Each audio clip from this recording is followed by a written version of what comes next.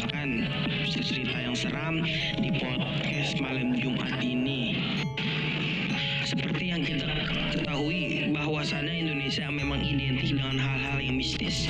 Banyak cerita horor Indonesia yang beredar di masyarakat dan menjadi perbincangan hingga generasi selanjutnya. Mulai dari urban legend, mitos, klinik, dan lainnya. Jadi, jangan heran ya kalau ada banyak cerita yang seram yang bisa kamu temukan di Indonesia. Uniknya, setiap daerah yang ada di Indonesia memiliki cerita horor tersendiri. Hal ini terbukti dengan adanya berbagai macam hantu yang berasal dari daerah tertentu dan sudah diceritakan secara turun-temurun. Di sini saya akan menceritakan beberapa cerita horor Indonesia yang sudah melegenda dan juga cerita yang pernah viral pada masanya. Apakah kamu sudah siap? Yuk simak cerita di malam Jumat ini. Podcast pada malam Jumat ini berjudul Penjaga Kuburan. Kehilangan pekerjaan selama pandemi membuat Ali stres. Apalagi usahanya mendapatkan pekerjaan baru tidak berhasil. Karena tak ada lagi yang bisa dikerjakan, Ali akhirnya memutuskan untuk pulang ke kampung halamannya. Di kampung halamannya, Ali diberitahu kenalan kalau ada lowongan sebagai penjaga kuburan atau biasa disebut juru kunci makam. Disinilah awal dari cerita horor berdasarkan kisah nyata. Ding ding ding ding. Pada awalnya hati Ali berat menerima tawaran itu, namun mengingat perlu menanggung istri dan anak yang berusia 2 tahun, dia setuju melakukan pekerjaan itu. Dan Ali terpaksa terima pekerjaan jadi penjaga kuburan. Ali menyewa sebuah rumah berdekatan dengan kawasan kuburan. Meskipun ada rasa takut karena menjaga kawasan tersebut, namun ia menganggap tugasnya itu tidak sulit seperti yang diperkirakan. Tugasnya Ali sangat mudah. Dia hanya perlu memastikan tidak ada orang luar yang masuk ke kawasan kuburan dengan niat tidak baik, seperti pengedar narkoba, penjudi, atau pengamal ilmu hitam. Memastikan tidak ada orang yang mengganggu kuburan. Biasanya Ali akan berronda sebanyak 3 kali pada waktu siang dan 2 kali pada waktu malam. Alhamdulillah tak ada kejadian aneh yang terjadi. Rasa takut dan gemetar itu perkara biasa, apalagi jika beronda pada waktu malam, ujar Ali. Bagaimanapun, Ali ketakutan apabila melihat libat seorang perempuan berbaju warna hijau dan berselendang hitam. Perempuan misterius itu duduk di tepi sebuah makam ketika Ali melakukan ronda pada pukul 9 malam.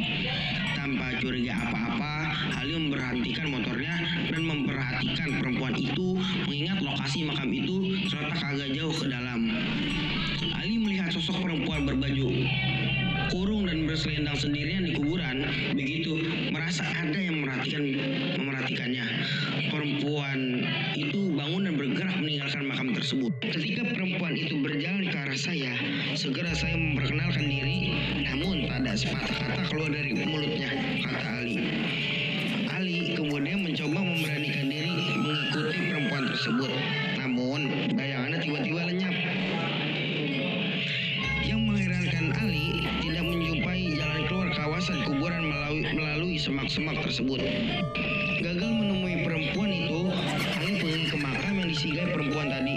Tertera nama seorang perempuan yang sudah meninggal dunia sejak 50 tahun yang lalu dan menangis di pinggir makam yang sama.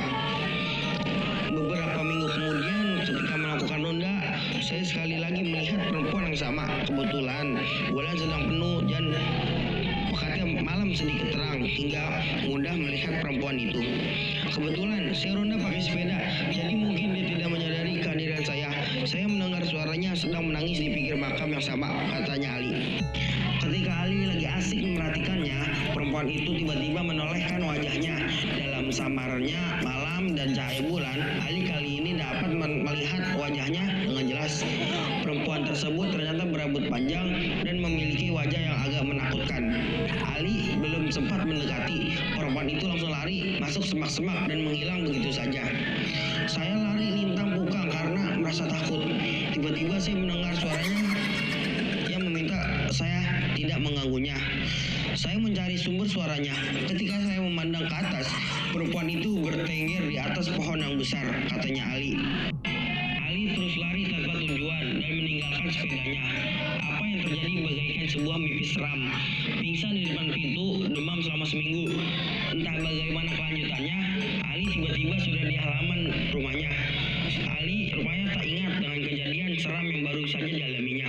Saat bertanya kepada istrinya, Ali diberitahu dia ditemukan dalam kondisi pingsan di depan pintu rumahnya. Istri temukan saya pada keesokan harinya.